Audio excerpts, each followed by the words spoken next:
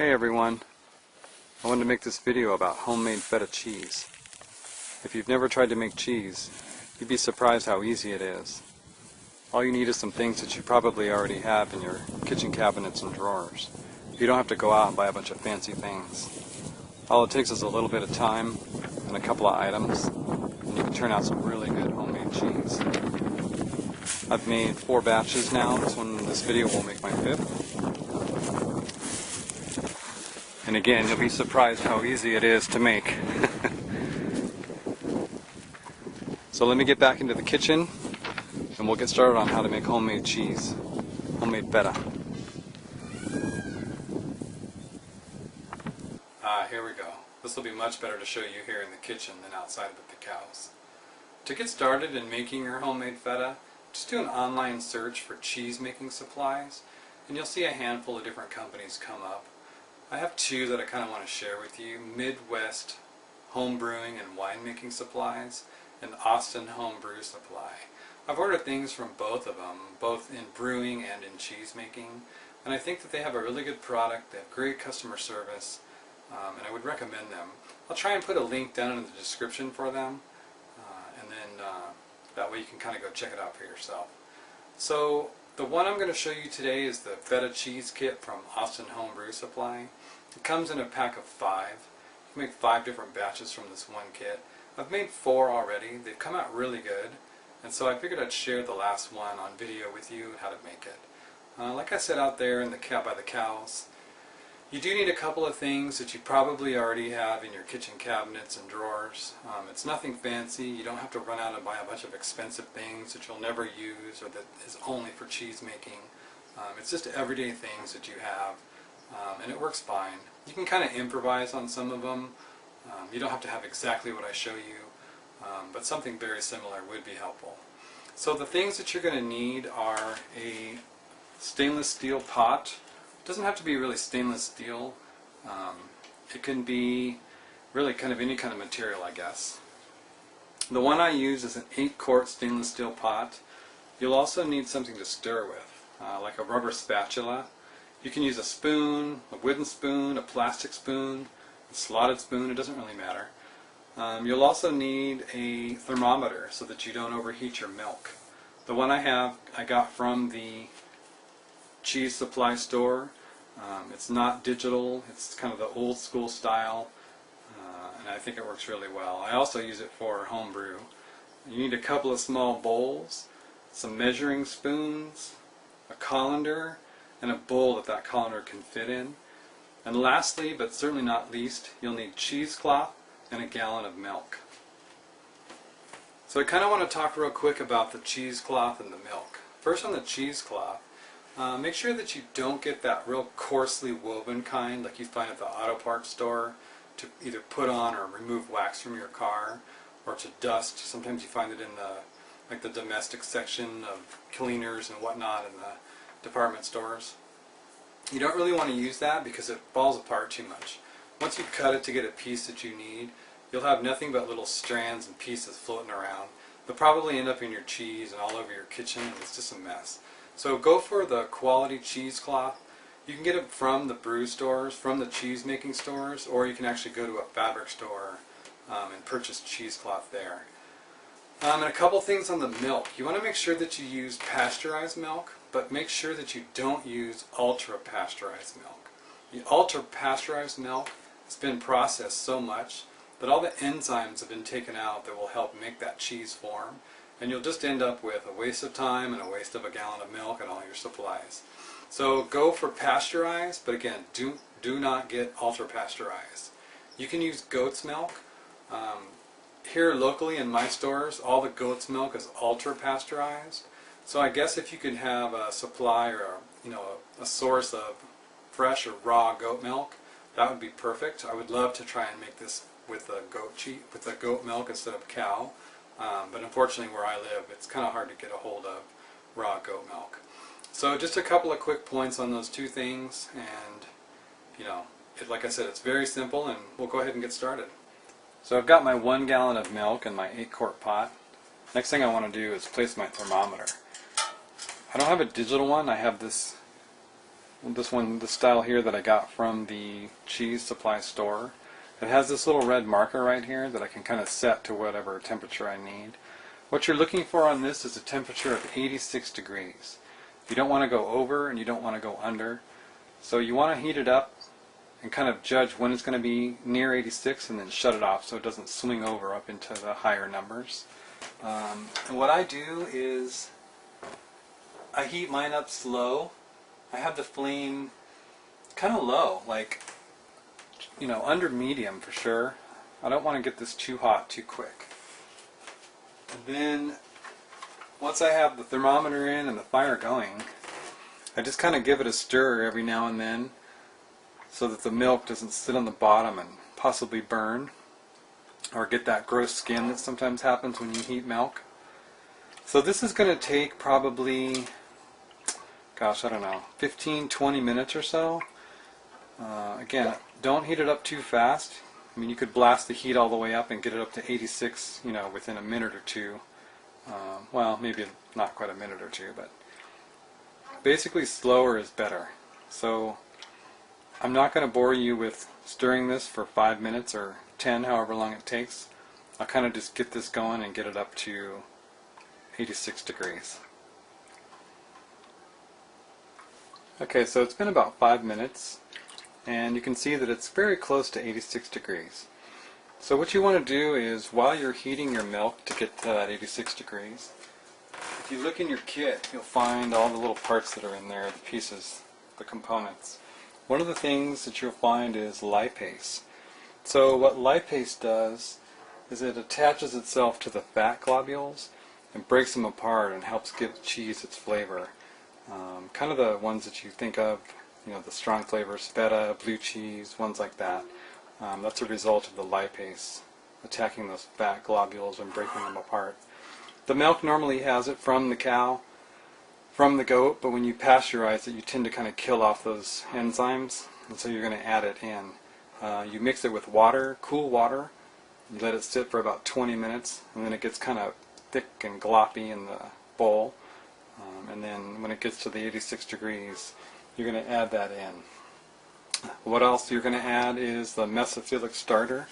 And what that does is it converts the milk sugars into lactic acid, and that makes the formation of the curds possible. And you'll see that later in the video. So we're very close here. We're at about 82. I already have my lipase ready.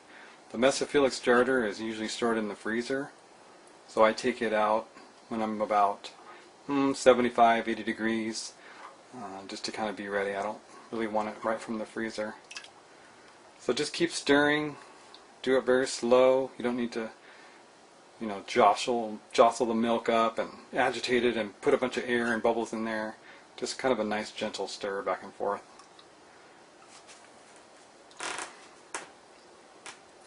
So now if I look down and kind of gauge on the marker, I'm at 86 degrees. You may not be able to really see from the angle of the camera, but it is. So I turn the fire off because I don't want the temperature to keep increasing. And I give it just a couple more stirs just to make sure. And it's creeping up a little bit. So if that happens, what I do is I kind of wait until it drops back down to that safe range. You don't want to go too hot and throw in the rest of your kit and, you know, run the risk of it being too hot for those pieces, too hot for the enzymes, too hot for the starter. So it looks like it's going to stay right around 86 degrees. So that's good. So now what we're going to do is I am going to take the lipase mixed with the water. I'm going to pour it right into the milk. There's a little bit left in the bowl, but that's okay. You got everything in there pretty much. And then what you're going to do is take your little envelope with a Mesophilic Starter, just a tiny little envelope like this. Make sure you get all the little dehydrated enzymes at the bottom. You kind of just snip the top off like this. And what you want to do is you want to sprinkle this across the top of the milk and kind of try and hit a little bit in all parts of the pot, meaning Don't just dump it all in one space. You kind of want to spread it all out like this and get a little bit over here and a little bit over there. And once you do that, don't stir it. Just pour it on top. And then what you're going to do is you're going to cover this and let it sit for an hour. And then you're going to come back and do the next step. So I'm going to take this thermometer out. We'll rinse the end off of here before we put it back in. I'm going to grab my lid, put it on the pot, and then I'm going to set the timer for 1 hour, and when that timer goes off, we'll go on to the next step.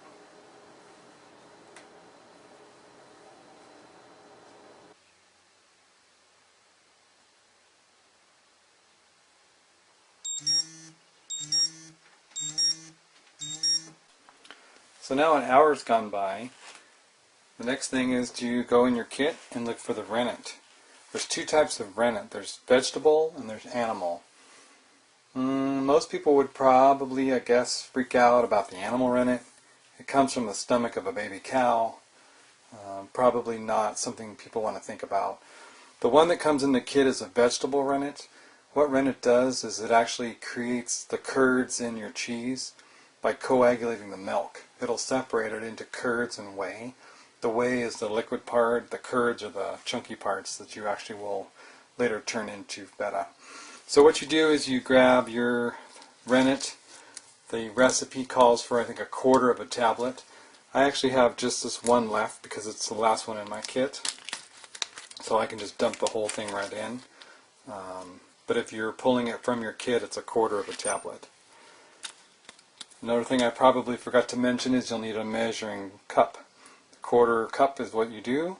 I used bottled water instead of tap water. It needs to be cool water, so don't, heat it up or anything like that. And just pour it into the rennet. Give it a little bit of a stir if you want with your measuring spoon. And then what you're going to do is you're going to pour it into the milk.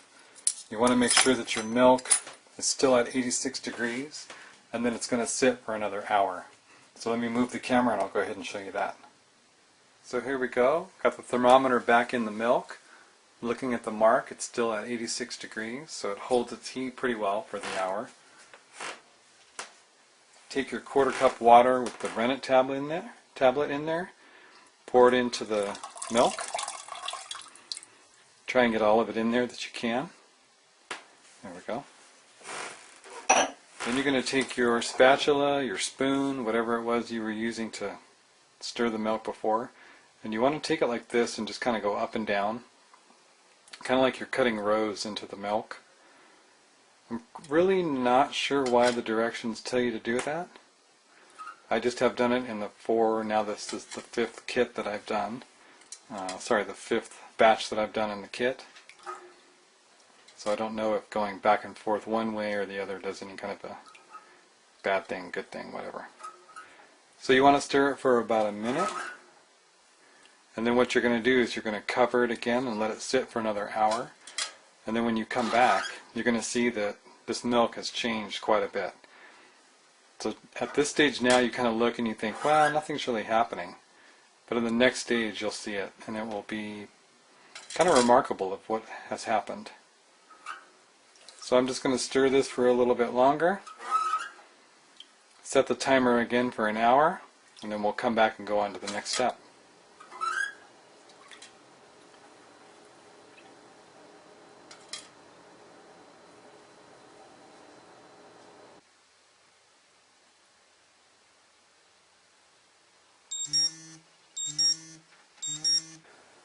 The next step is we're going to pour the curds and the whey through this cheesecloth that's sitting in a colander. So I read this on a forum, and it kind of makes sense to me that because I reused my cheesecloth, I don't want anything like growing on it nasty-wise.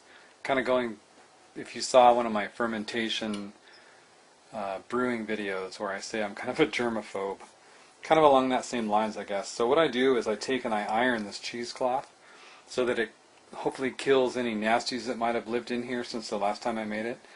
And I'm kind of a cheapo, I like to reuse it, and I mean you can, it's still in good shape after 4 batches. And they give you a pretty big piece in the kit, but I like to reuse it anyway. So what I do is I just kind of lay it out here on the ironing board, get a really hot iron and just kind of go over it, get it all ironed.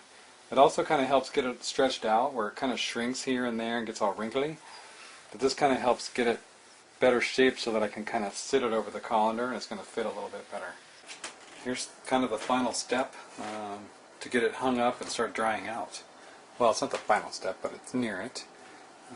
So what we're going to do is we're going to put this cheesecloth in that I just ironed.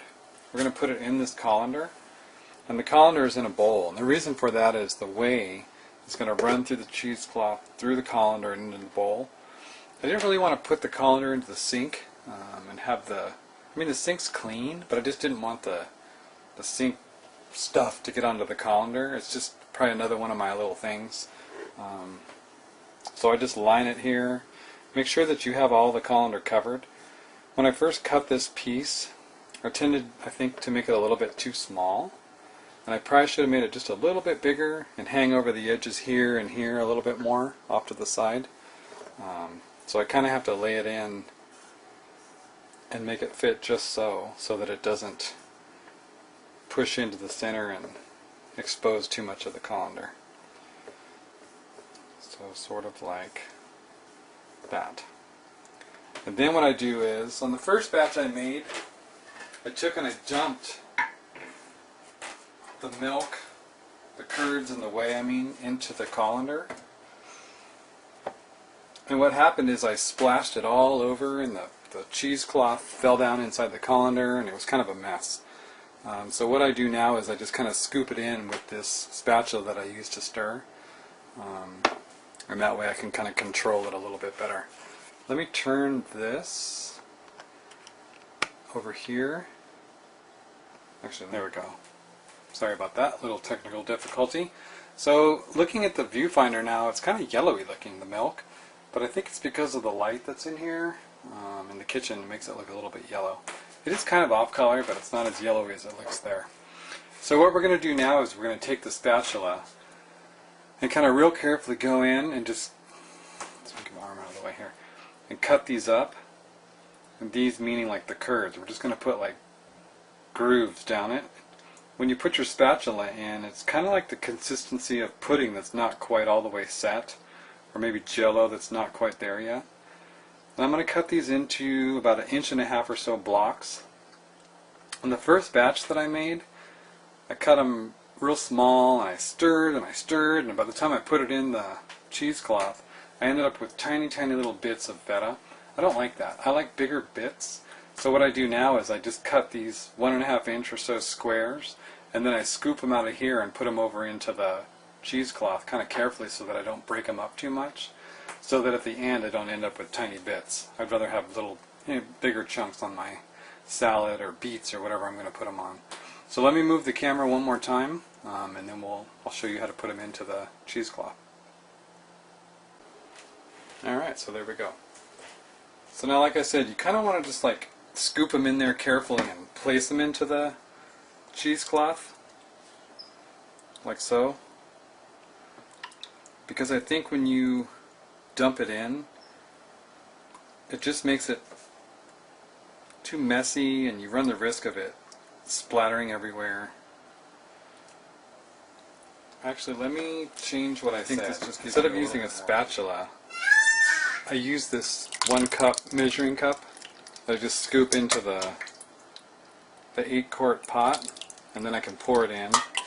Using the spatula would take, oh my gosh, so long. So I just wanted to show you that this is how I do it, is I just take it like this, pour in a cup at a time, and then kind of in no time you have everything in there and you're ready to hang it up.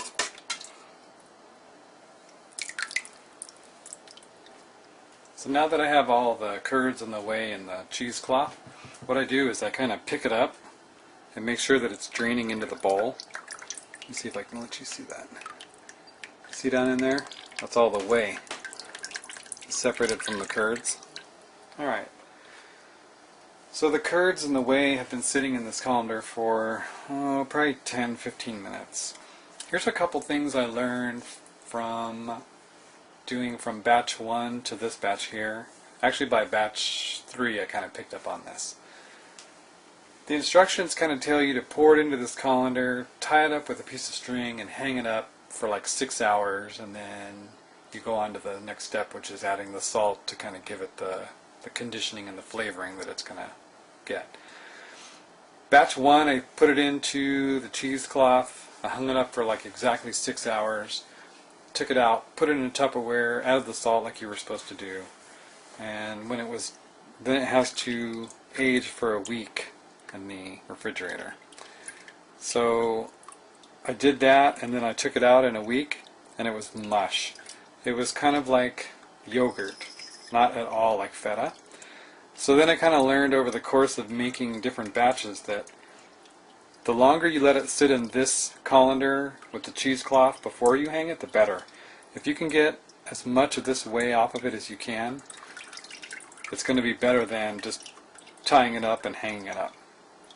Another thing I learned is while it's hanging up, about every like hour and a half, 2 hours, take it down from being hung and kind of give the ball of cheese a squeeze. I put it inside of this red bowl here, and then I kind of push down on it to squeeze out any whey that might be in there.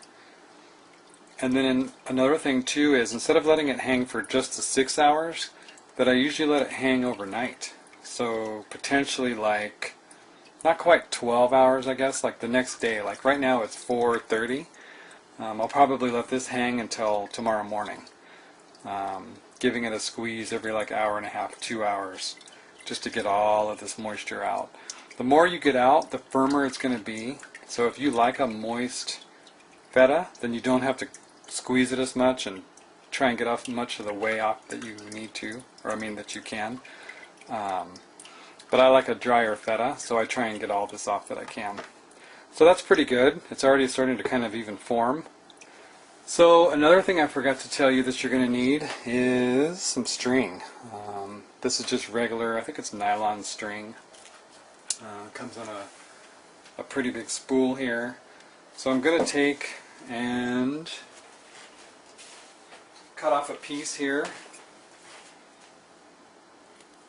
And then what I'm going to do is sort of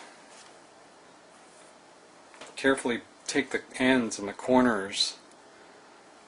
Sorry about that, I'm kind of hesitating because I'm tying a slip knot in it that I can kind of catch all those bound up corners and ends through and catch it up kind of quickly. I'll show you what I mean. So I'm gathering up all these corners. There's 4 of them, of course.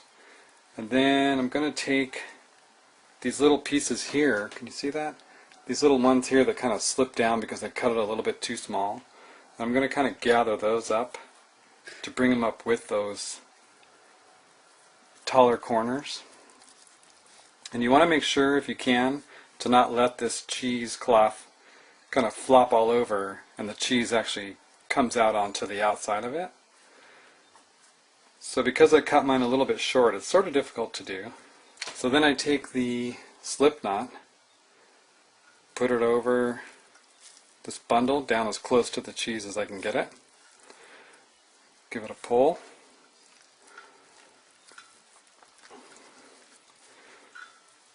Like that. And then what I do is I take and I wrap around the cheese, around the bundle, and I make a couple of knots so that that slip knot doesn't mistakenly come undone and the cheese go crashing down into the bowl, because we're going to suspend this over the bowl to let the whey drip into it. And I want to make sure that this isn't going to slip and crash into it. I'll make another little loop. I just use another slip knot here on the end. And I have this little clip, like a little chip clip I guess it is, little springy thing like this. And I just slip this loop of this knot through here like this. And then I'm going to move this bowl over here. In my kitchen, let me see, let's get this up here. My kitchen has this ledge right up here, and so it works perfectly to hang this hook on that ledge. See if I can do this. Right here. Right up there. And then what happens is now it's kind of like a pendulum, swinging around, going crazy. Oops, probably shouldn't show that. And then I just take this colander out of the way, put it in the sink, and I just put this bowl right underneath that cheese ball. So we get to stop swinging here. To let all that whey drip into that bowl. I don't know if you can see it, but you probably can hear it. Yeah, just dripping away. So now it's going to sit there for probably overnight until tomorrow. And I will come in every couple of hours and give that a squeeze. Like I said, you don't have to push real hard. Just kind of set it back in the colander and push down on it to get some of that moisture out. And then what will happen is tomorrow we'll undo that knot of the cheesecloth. We'll put it into some Tupperware. We'll sprinkle a little bit of cheese salt on it. The cheese salt comes in the kit. It's just real fine, non-iodized salt that helps flavor the cheese and condition it and get it, you know, that feta taste that you're used to. So it's just going to it's just going to sit here and drip dry. I won't video all that because that will be mind-numbingly boring. So tomorrow what I'll do is I'll show you taking that knot off, opening it up, show you what the curds look like, sprinkling some salt, put it in the Tupperware, and then it sits in the fridge for a week to mature, to age, and then after that you can enjoy it. It's really delicious. So there you go, give it a try. Pretty easy, homemade feta. Just a couple of hours prep time during the day, and then once you have everything done, it hangs for a while, goes in the fridge for a week. By next week you're enjoying it, putting it on whatever you like feta. Give it a try. Thanks for watching.